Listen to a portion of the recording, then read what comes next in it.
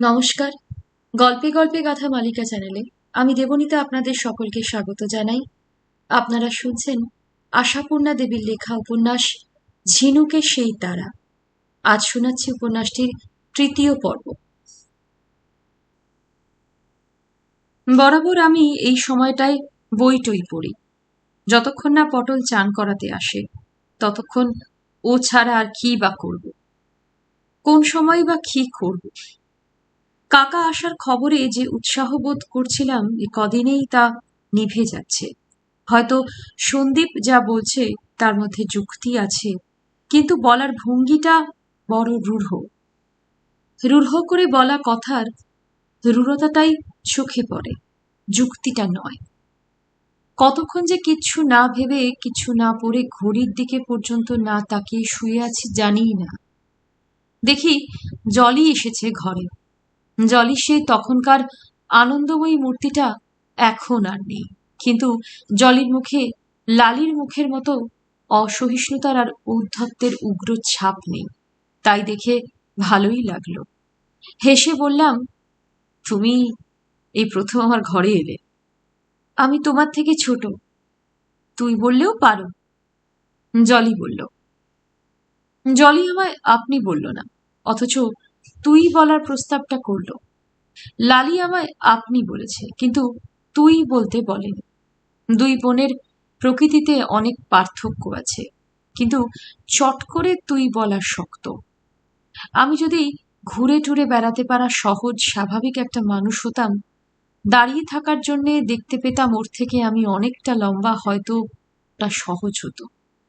কিন্তু আমি শুয়ে আছি, শুয়েই থাকি, চিরদিনই তাই থাকবো। আমি সেই অনায়াস ভঙ্গিটা কোথায় পাবো? বললাম, আচ্ছা, পরে হবে সেটা। এখন বলো, কেমন বেড়ালে? খুব ভালো। আর ওই ব্রিজলাল, ভেরি ইন্টারেস্টিং। ও যেন ঐতিহাসিক উপন্যাসের একটি চরিত্র। কত যে গল্প করলো। ওর মুখে আমি এই দস্তিদারদের অনেক কাহিনী শুনলাম। তোমার বাবার, মানে আমাদের কাকার কথা শুনলাম। ঘোড়া থেকে পড়ে গিয়ে মারা গিয়েছিলেন উনি, তাই না? খুব দুঃখের মৃত্যু। আমি আসতে বলি, প্রকৃত ঘটনাটা কি ও বলেছে তোমায়? সেটা আরো দুঃখের। বাবা পাগল ছিলেন, আর সেই পাগলামির ঝোঁকেই হঠাৎ একদিন মাঝরাত্রে উঠে আস্তাবল থেকে ঘোড়া বার করে ছুট দিয়েছিলেন। তারপর যা হবার হলো। একটা খালের ধারে ঘোড়া আর উনি দুজনেই। জলিকে যে কেন এই কথাটা বলতে গেলাম তা জানি না। আমার বাবা পাগল ছিলেন এই কথাটা আমি কোনোদিন মুখ ফুটে কাউকে বলিনি। অবশ্য অচেনা অজানা কেই বা আসে আমার কাছে। যারা আসে তারা তো আমার ইতিহাস জানেই, তবু ওই কথাটা উচ্চারণও করিনি কখনো। অথচ জলির কাছে করলাম উচ্চারণ। জলিকে যেন খুব নিকটজন মনে হলো সহজ আর অন্তরঙ্গ। কাকার আর দুই ছেলেমেয়ের মতো নয়, অন্য ধরনের যেন। জলি আসতে বলল, এ কথা অবশ্য ব্রিজলাল বলেনি। কি কষ্ট! ইস, তুমি খুব ছোট ছিলে, তাই না? খুব ছোট। আমার কিছুই মনে নেই বাবাকে, এসবই শোনা কথা। তোমার মতোই আমারও, যেন নিজ মনে বলল জলি। বুঝতে পারলাম না কথাটা। আমার মতো কি ওর? জিজ্ঞেস করলাম। জলি তেমনই আসতে বলল, ও একটা কথা, পরে কোনো সময় বলবো, হয়তো বলবো না।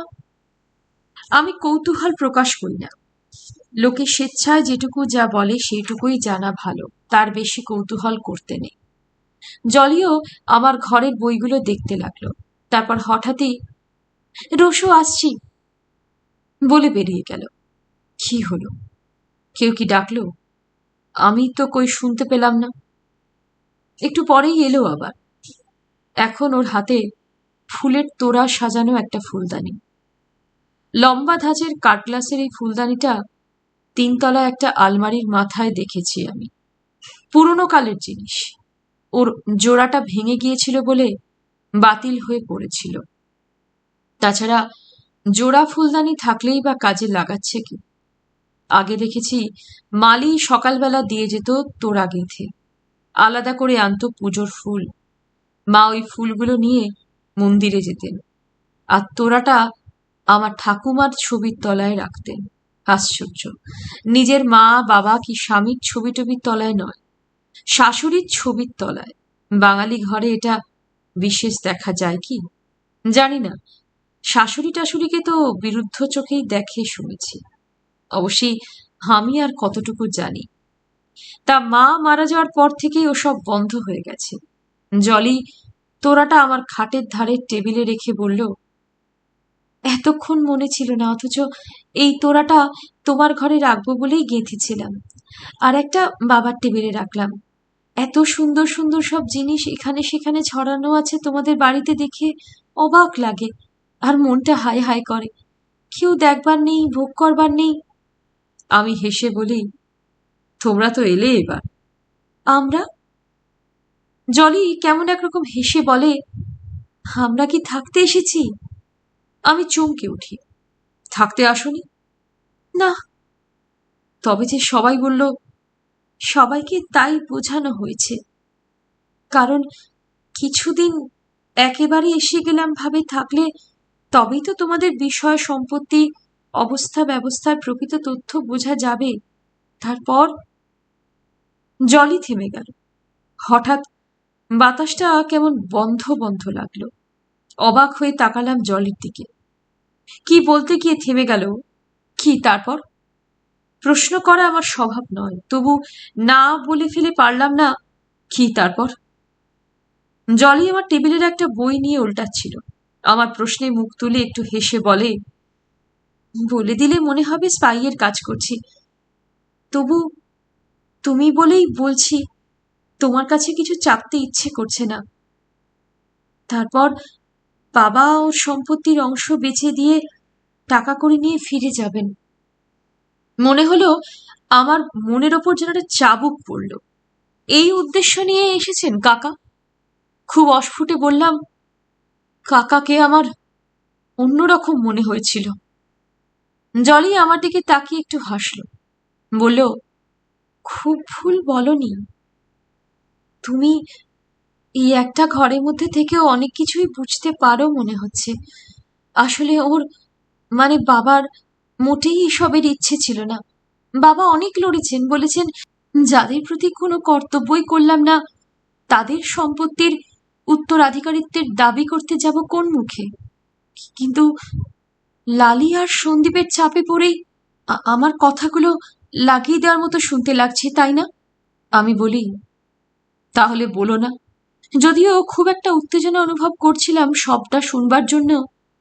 জলি আমার মুখের দিকে তাকিয়ে বোধহয় সেটা বুঝতে পারল, আর সেজন্যই হঠাৎ হালকাভাবে বলে ওঠে, না বাবা, বলেই ফেলি।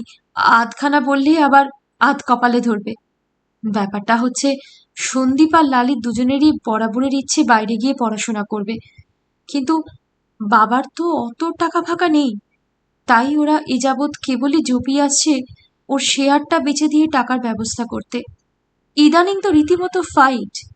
বলে 3 ভাইয়ের একজন তো মারাই গেছেন, তুমি চিরদিন দেশ ছাড়া, অতএব একজন ভাই একা রামরাজত্ব করে সর্বস্ব ভোগ করে চলবেন, এটার কোনো যুক্তি নেই।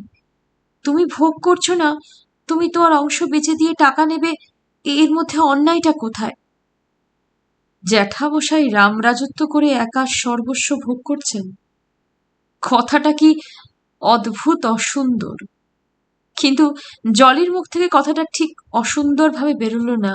মনে হলো কথাটার অসৌন্দর্য নিজেও অনুভব করছে, শুধু বলল।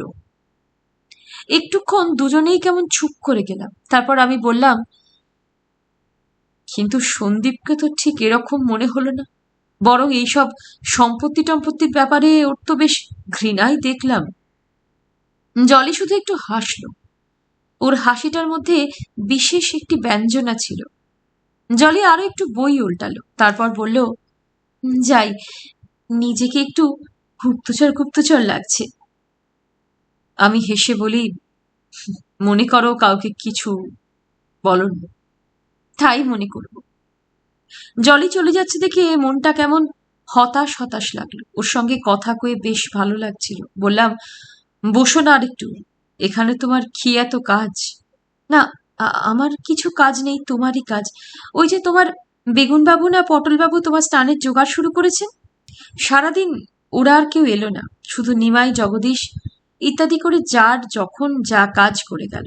শুধু সকলেরই যেন মুখটা থমথমে। এদেরকে কিছু বলেছে ওরা? অন্তত সন্দীপকে চেঁচিয়ে ঘোষণা করেছে ও যদি একদিনের জন্য হাতে ক্ষমতা পায়, প্রথম কাজ হবে ওর এবাড়ির 1 ডজন দাসদাসীকে বিদায় করা। বিকেলে কে কোথায় চা খেলো জানি না, আমায় কেউ বাইরে নিয়ে গেল না। জগদীশ নীরবে এসে খাবার দিয়ে গেল। সন্ধ্যের মুখে লালি এলো।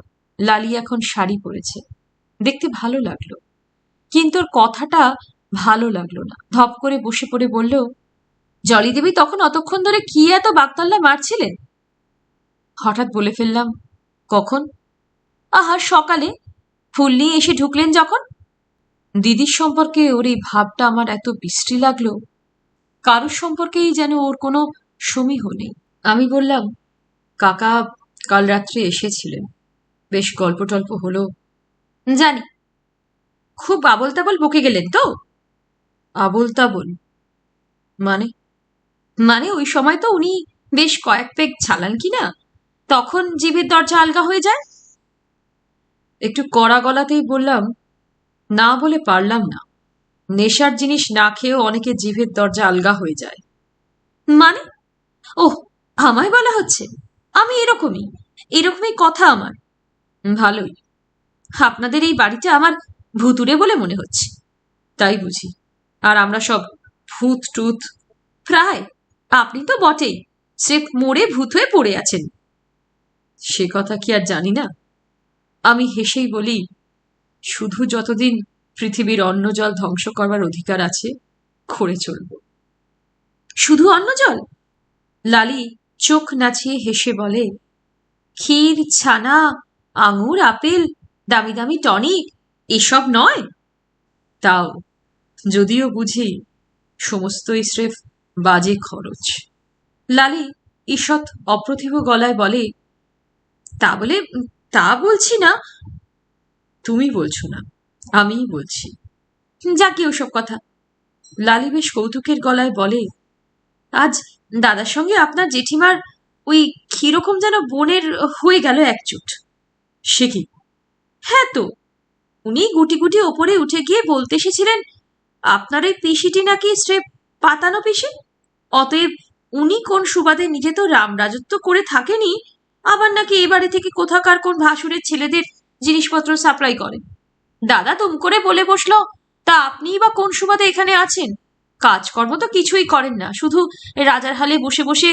এই শুনে উনি কাঁদতে কাঁদতে সোজা নিচতলা নেমে গিয়ে আপনার জ্যাঠামশায় দরবারে গিয়ে জানালেন আর 1 মিনিটও এই অপমানের বাড়িতে থাকবেন না। এ কি কাণ্ড, এ কি সর্বনাশ! শুনে যে নিঃশ্বাস বন্ধ হয়ে আসছে আমার, অথচ ওই মেয়েটা দিব্যি হেসে হেসে বলছে। কষ্টে বলি, তারপর? তারপর আর কি, জ্যাঠামশাই পরম স্নেহে শালিকা ঠাকুরানীকে ভুলিয়ে ভালিয়ে আবার ওপরে পাঠিয়ে দিলেন। যাক বাবা, খুব নিশ্চিন্ত হলেন না? তা হলাম। আপনারা না স্রেফ এক একটি রাবিশ। সাধে বলছি ভুতুরে বাড়ি, যাদের কোনো 1 পয়সা দাবি নেই, তারা শুধু ন্যাকামির জোরে 100 পয়সা আদায় করে চলেছে। থাক লালি, এসব প্রসঙ্গ আর ভালো লাগছে না। তা জানি, আপনারা একটি তৈরি করা ভালো লাগার সুখসজ্জা রচনা করে তাতে অঙ্গ বিছিয়ে শুয়ে শুয়ে জমিদারি ঠাটের জাবর কাটছেন। এইসব বেশি দিন থাকবে না, টিকবে না, বুঝলেন? দাদা বলেছে, একটা ভুল নিয়ম চলে আসছে বলেই চলবে এর কোনো মানে হয় না। জ্যাঠামশার সঙ্গে কথা কইবেও। জ্যাঠামশার সঙ্গে কথা কইবে সন্দীপ? আমার সর্বাঙ্গ যেন হিম হয়ে আসে। কি সেই কথা? সম্পত্তির ভাগ চাওয়ার কথা? কথা বলতে পারলাম না। লালি বলল, বাড়িতে আর কেউ নেই বলে আপনার সঙ্গে কথা বলতে আসি, কিন্তু দেখছি আপনি একটি খোকা নাম্বার 1। চলে যায়। পটল ভারী মুখে নিজের বিছানা বিছোয়। এক্ষুনি বিছানা পাচ্ছিস যে পটল? শরীর ভালো নেই? কেন রে, কি হলো? কিছু না। তবে বলছিস যে মন ভালো নেই। বুঝলাম কেন মন ভালো নেই, তবু বললাম, কেন রে, মনে আবার কি হলো? মার খেয়ে কার মন ভালো থাকে দাদাবাবু? মার খেয়ে? নিচে কথা বলছি নাকি? সিঁড়ি দিয়ে নামছি আর নতুন দাদাবাবু উঠছে, একটু গায়ে ঠেকে গেছে। দাদাবাবু মাথায় একটা চাটি লাগিয়ে দিয়ে বলল, দেখে হাঁটতে পারো না পাজি? ভাস্কারা পেয়ে পেয়ে মাথায় উঠেছে সব। আমি আর কিছু বললাম না। আমার কেমন সব উল্টো পাল্টা লাগছে। আসলে এদের মতবাদটা কি? চাকর ঠেকানো তো বাবা মধ্যযুগীয় জমিদারদেরই কাজ ছিল। একদিকে বিলাসিতার বিরুদ্ধে লেকচার দিচ্ছে, অপরদিকে পিতামহ সঞ্চিত প্রজাদের রক্ত শোষা খরুষিত টাকা বাগিয়ে বিদেশে পাড়ি দেবারও মতলব ভাবছে। জলি কিন্তু এরকম নয়। জলি বড় চমৎকার মেয়ে। চমৎকার মেয়েটা পরদিনও আবার ভোরবেলা বেরিয়ে গিয়েছিল ব্রিজলালের গাড়িতে।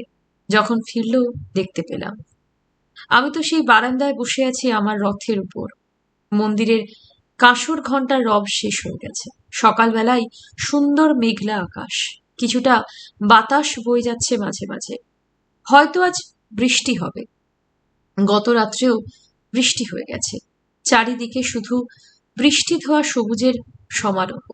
সব কিছু যেন নির্মল, শুচি, পবিত্র।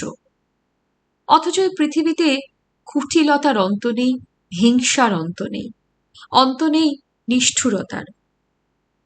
ভাবছি আর মনে কেমন একটা হাহাকার আসছে। আমার এই দুর্ভাগ্যের জন্য তো কোনোদিন হাহাকার বোধ করিনি আমি। আমি তো নিজেকে প্রায় এই প্রকৃতির ছন্দের সঙ্গে মিলিয়ে নিয়ে কাটিয়ে দিচ্ছিলাম। এরা কেন এমন একটা অস্থিরতা বয়ে নিয়ে এলো? বিশেষ করে সন্দীপ নামের ওই ছেলেটা, যে নাকি এ বাড়ির একমাত্র সুস্থ বংশধর, বংশধারা রক্ষকও বটে। ও যেন একটা হাতুড়ি হাতে করে এসেছে সব কিছু ভেঙে টুকরো টুকরো করে দেবে বলে। সব ছন্দ, সব শৃঙ্খলা, সব সুর। তবু একটুখানি মিষ্টি সুর বেজে উঠল। এলো এক ঝলক সুবাসিত বাতাস। গেট দিয়ে ব্রিজলালের গাড়ি ঢুকলো। গাড়ি থেকে জলি নামলো কালকের মতোই ফুলের বোঝা নিয়ে। তার মানে সমস্ত টাউনটা ঘুরে ঘুরে ব্রিজলাল এই কর্মটি করেছে, লোকের বাগান লুট করেছে। তার গায়ে সেই পুরনো কিং খাপের পোশাক, মাথায় পালক গোজা পাগড়ি। ব্রিজলালের হাড় জিরজিরে ঘোড়ার মাথাতেও কেমন করে যেন একগোছা রঙিন পালক বাঁধা হয়েছে। দিদিমণি নামতেই আভূমি সেলাম করল ব্রিজলাল। তারপর উপর দিকে তাকিয়ে আমাকে দেখে আর এক দফা, অতঃপর গাড়ি ঘুরিয়ে নিয়ে চলে গেল। ব্রিজলালের সেদিনের দুঃখ দূর হয়েছে দেখে ভারী নিশ্চিন্ত বোধ করছি। মনে হচ্ছে দুঃখটা বুঝি আমিই দিয়েছিলাম। এরকম যে কেন হয় আমার? কেউ কোনো অন্যায় করলে কি রূঢ়তা করলে মনে হয় আমিই বুঝি করেছি। আজ জলি ফুলগুলো নিয়ে সোজা আমার ঘরেই এসে ঢুকলো। আজও ওর মুখে চোখে আহ্লাদ। বলে উঠল, উফ, আজ যা ফুল পেয়েছি! তোমাদের দেশটা অপূর্ব। ইচ্ছে হচ্ছে চিরকাল থেকে যাই। ইচ্ছেটা তো খুবই স্বাভাবিক। রোসো, আগে ফুলদানিটা সাজিয়ে ফেলি। আগে কাকার ঘরে দিয়ে এলে পারতে। দেব দেব, জেঠিমার ঘরেও দেব। কত এনেছি দেখছো? পুরো পুরো বাড়ির গেট বাগান আলো করে এত ফুল রয়েছে। অবশ্য ব্রিজলাল তুলে না দিলে। আচ্ছা, সেদিন তো তোমরা কাকাকে চড়তে দাওনি ওর গাড়িতে, এখন নিজে চড়ছ যে? পড়ে ছাতু হয়ে যাওয়ার ভয় নেই? ছিল। জলি ঘাড় ফিরিয়ে মৃদু হেসে বলে, ছিল ভয়, কিন্তু সেদিন বেচারির জন্য বড় মন কেমন করেছিল। কি উৎসাহ নিয়ে স্টেশনে গিয়েছিল। হাল্লাদে আমার চোখে জল এলো। বললাম, ব্রিজলালের জন্য তোমার মন কেমন করেছিল জলি? করেছিল সত্যি। তাই যা থাকে কপালে বলে কাল চড়লাম। এখন দেখছি ভয়ের কিছু নেই। মরা হাতে লাখ টাকা। জলি হাতটা বাড়িয়ে দিয়া বলি, হাতটা দাও। ব্রিজলালের জন্য তোমার মন কেমন করেছিল, এর জন্য তোমায় অভিনন্দন না জানিয়ে পারছি না। জলি আস্তে হাতটা বাড়িয়ে দিল, একটু ধরলাম। অদ্ভুত ভালো লাগলো। মা ছাড়া আর কোনো মেয়ের হাত আমি ধরিনি কখনো।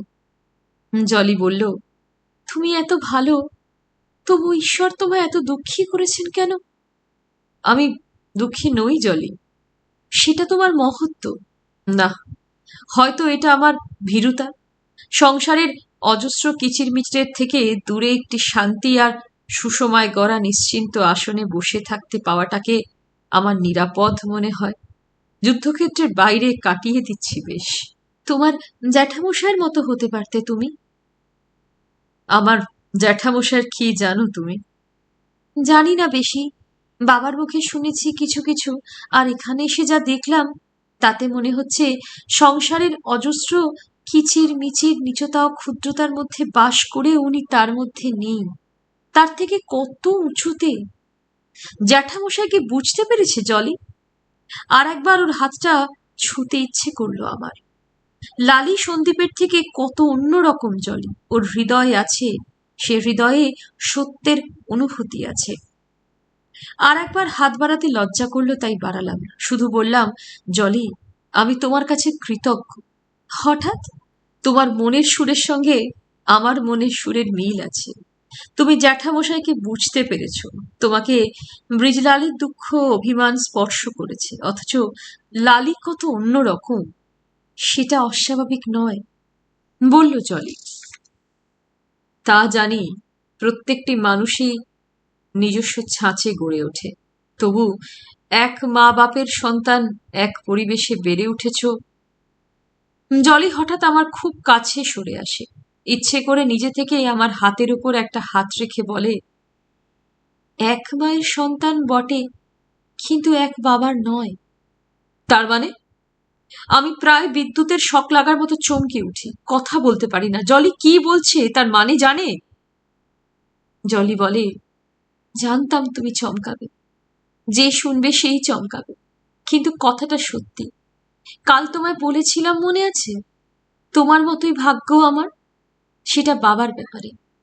তোমার মতোই আমারও বাবা এত ছোটবেলায় গেছেন যে বাবার কথা একটুও মনে নেই। মানে নিজের বাবা, ইনি মানে লালিদের বাবা।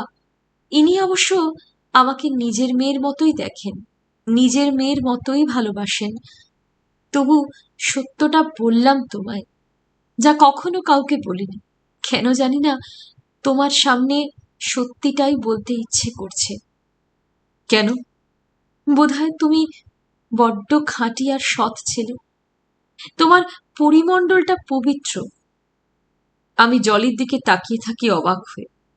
কাল তো বুঝতে পারিনি ও এত সুন্দর।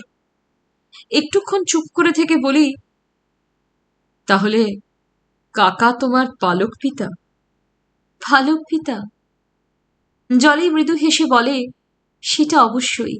উনি যখন পালন করেছেন, তবে বাস্তব পরিচয় উনি আমার বিপিতা, বিমাতার মতো আর কি। আমি কাঠ হয়ে তাকিয়ে থাকি। খুব আঘাত পেলে তাই না? কিন্তু বললাম তো, তোমার কাছে সত্যিটাই বলতে ইচ্ছে হচ্ছে। আমার খুব ছোটবেলায় আমার বাবা মারা যান, আমার জ্ঞানও হয়নি তখন। সেই ছোট্ট আমাকে নিয়ে মা তোমার কাকার ঘরে এলেন। তারপর সন্দীপ জন্মালো, লালি জন্মালো। ওরা অনেকদিন পর্যন্তই আমাকে নিজের দিদি বলেই জানতো, আমিও তাই জানতাম। আমি বড়, ওরা মেজ ছোট। মা আমাদের তিনজনকেই সমানভাবে আগলে রাখতেন। কিন্তু তোমার কাকা, আমি অবশ্য বরাবর বাবাই বলি, বড় দুঃখী। জীবনে অনেক লড়াই করে একটু স্বস্তির সংসার পেতেছিলেন, সইল না। লালিকে নেহাত ছোট রেখে মা মারা গেলেন। তারপর এর ওর অসতর্কতায় আমরা জানলাম আমাদের তিন ভাই বোনের মা এক হলেও বাবা এক নয়। তবু ওরা আমার সঙ্গে কখনো খুব একটা খারাপ ব্যবহার করে না। বাইরের লোকেরা সবাই জানে আমরা একই। কিন্তু জ্যাঠামশাই? জলি আসতে বলে, তা ঠিক জানি না, হয়তো বাবা বলেছেন, আমাদের সামনে নয়, আড়ালে, কিংবা বলেননি, কাউকেই তো বলেন না। আমি শুধু আজ প্রথম নিজে থেকে তোমায় বললাম। আমার আসল নাম বিজলি সামন্ত। তবে স্কুলের নাম জলি দস্তিদার। এই পদবিটা আমি দান স্বরূপ পেয়েছি। আচ্ছা, আমার কি জলির উপর বিরূপতা আসা উচিত? দস্তিদার বাড়ির কেউ না হয়েও, দস্তিদার বাড়ির রক্তধারার সঙ্গে কোনো যোগ না থেকেও দস্তিদারদের পদবি পরিচয় বহন করছে বলে। কিন্তু বিরূপতা তো আসছে না, বরং কেন জানি না হঠাৎ খুব বেশি ভালো লাগছে। আমার হাতের উপর রাখা ওর ওই নরম মিষ্টি হাতটা চেপে ধরে বলতে ইচ্ছে করছে, তুমি কি সুন্দর জলি, তুমি কি সুন্দর। তবে সব ইচ্ছে তো আর কাজে খাটানো যায় না। দেখতে দেখতে কতগুলো দিন কেটে গেল। ঘরের বাইরে আর যাওয়া হচ্ছে না। বারান্দার দরজা সব সময় বন্ধ। পাকাপাকি বর্ষা নেমে গেছে। বারান্দায় বেরোনো তো দূরের কথা, ছাটের ভয়ে সব আটকানো।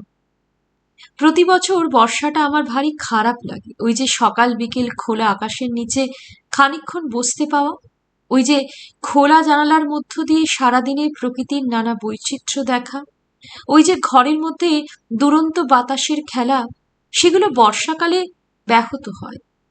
জানলা বন্ধ করা চাপা ঘরে বই পড়তেও যেন ভালো লাগে না। তাই বর্ষাটা আমার কাছে মধুর নয়।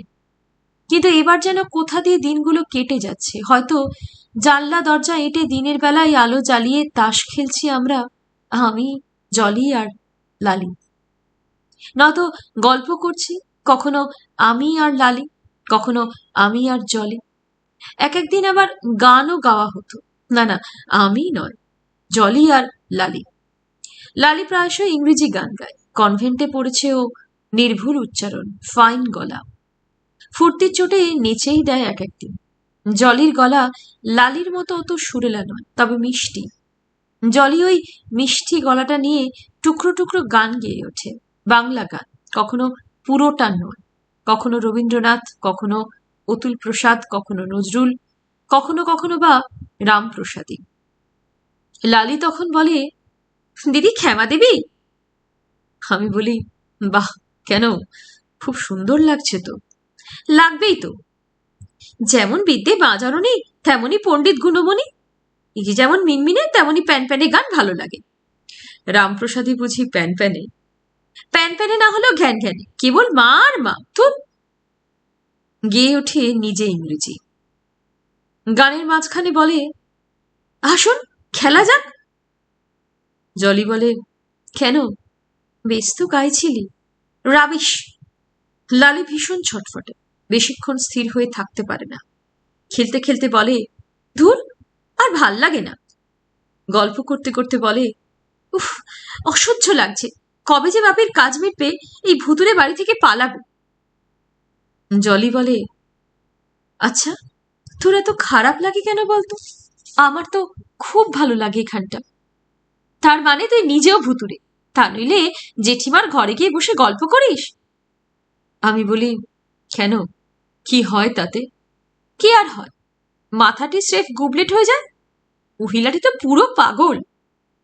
তুই তো সবাইকেই পাগল দেখিস। সবাই পাগল বলেই দেখিস সেটা? আমাদের বাবাটিই বাকি, ও একরকম আর কি। যখন সাদা চোখে থাকেন তখন দাদার যুক্তি টুক্তি বেশ মানবেন, বলবেন, আচ্ছা ঠিক আছে, কালই বলছি দাদাকে, সত্যি তো এভাবে বরাবর থাকা যায় না। আর যেই না পেটে দ্রাক্ষারস পড়লো, ব্যাস উল্টো গাউন। তখন মেজাজ দেখে কি, কি চমৎকার। না না, তোমার ওসব মতলবের মধ্যে আমি নেই। হ্যাঁ থাকবো, আলবৎ থাকবো আমি এখানে। এ আমার তিন পুরুষের ভিটে। তোদের ভালো না লাগে তো চলে যা যেখানে খুশি। বেশ করছে, অপচয় করছে আমার দাদা।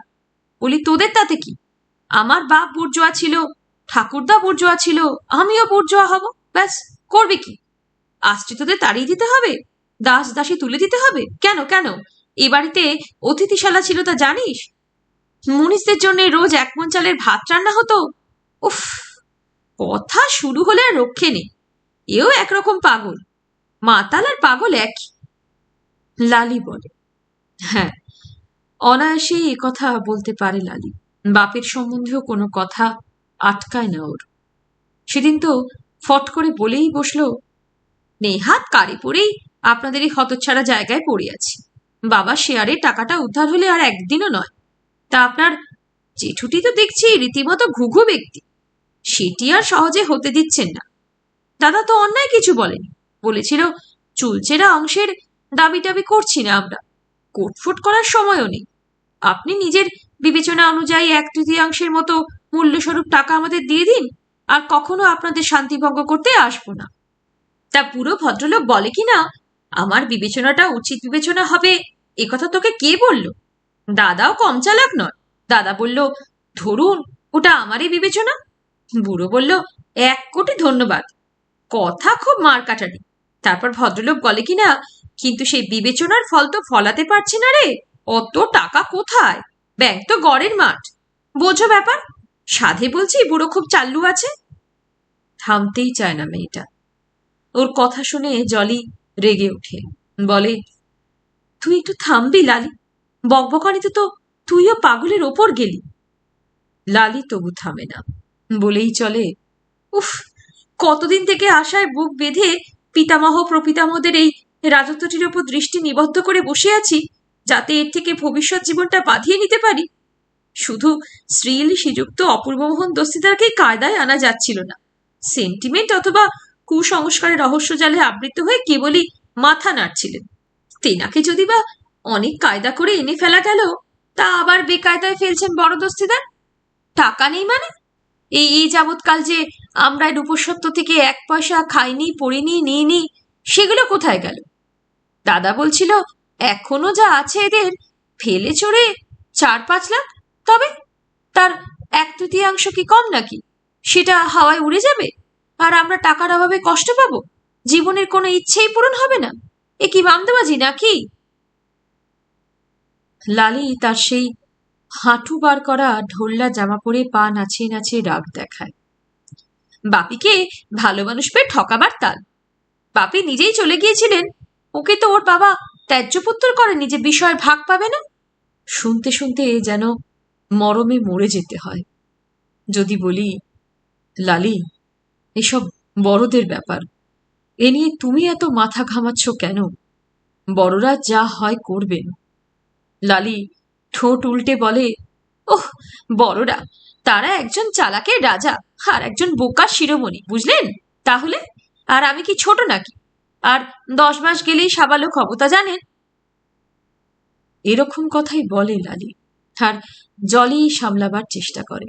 শুধু সন্দীপকেই আদৌ দেখতে পাওয়া যাচ্ছে না।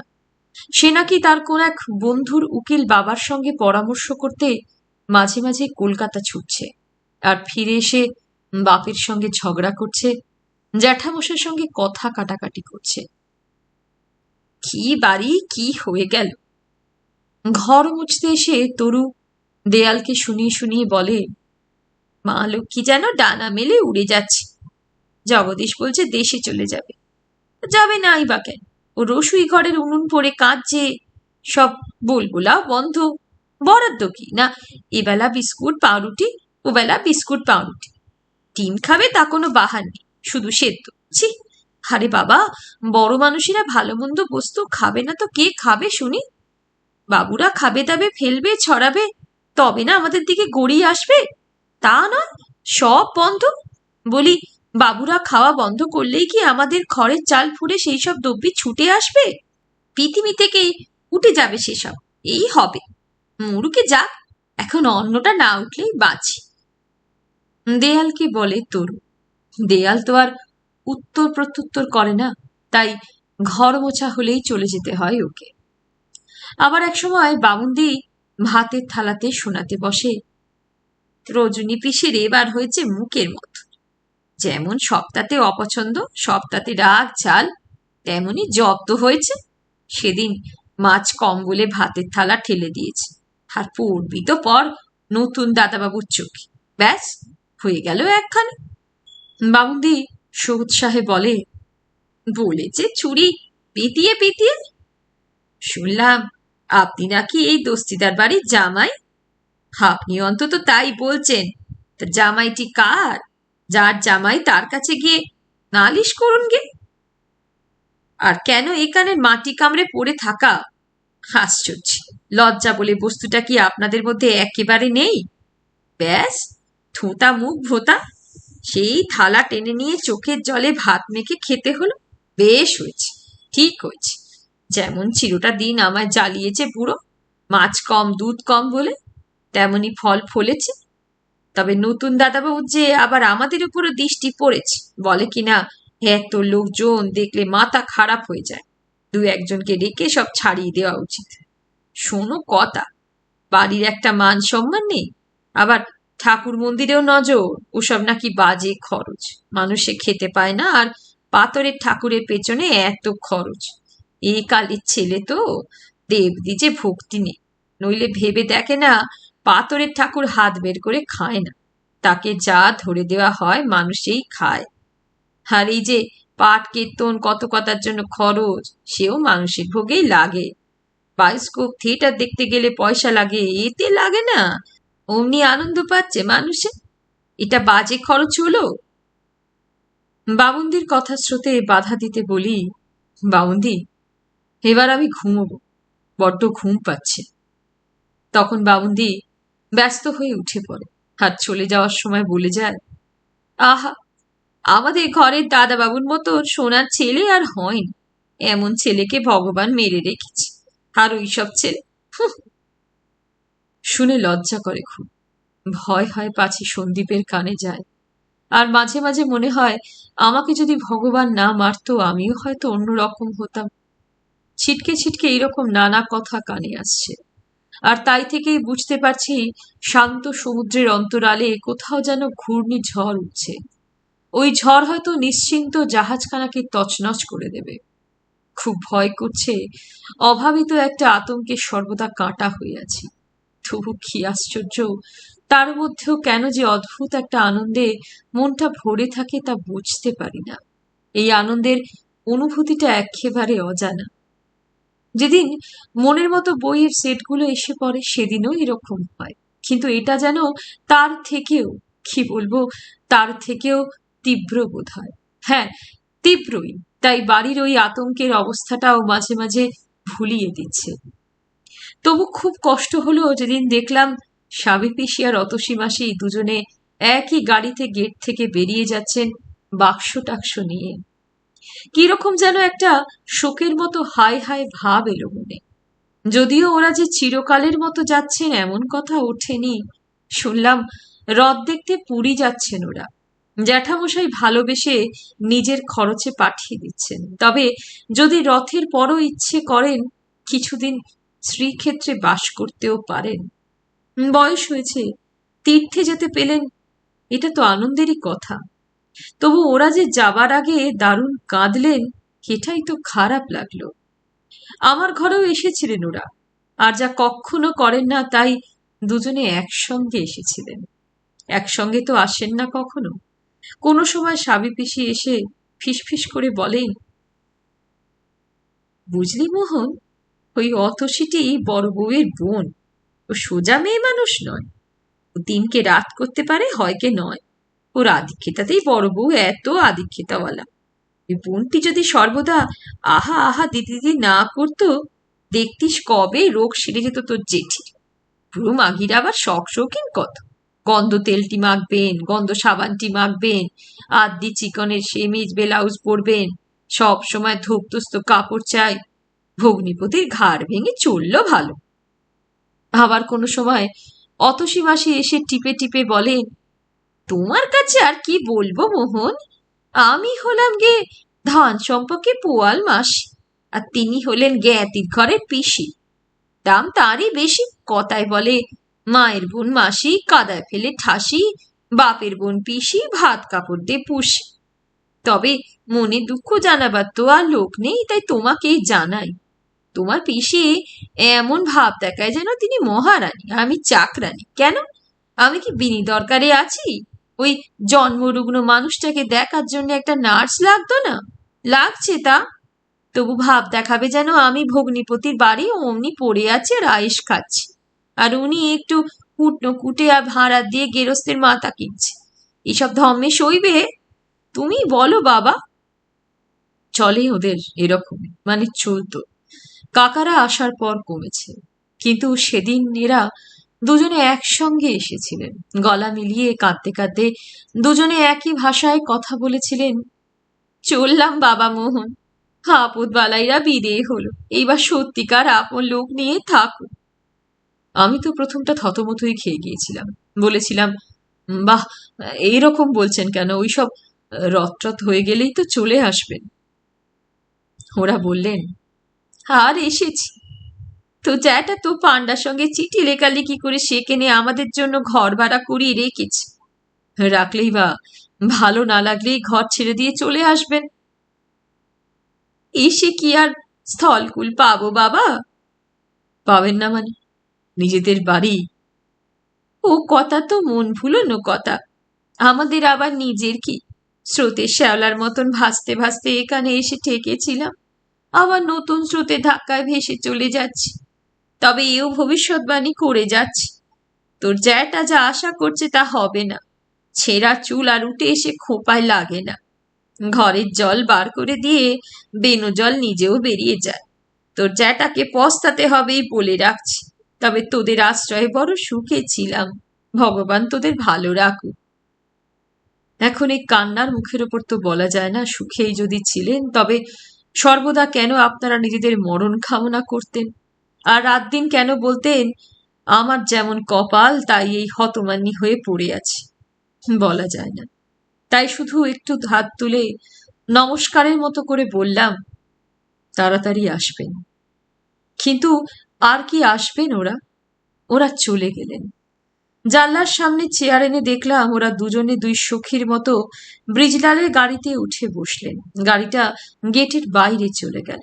কি জানি, আসলে হয়তো ওরা দুজনে বন্ধুই। অবিরত ঝগড়ার সূত্রেও বোধহয় অলক্ষ্যে একটা বন্ধুত্বের সূত্র গড়ে ওঠে। ওদের দেখে অন্তত তাই মনে হলো সেদিন।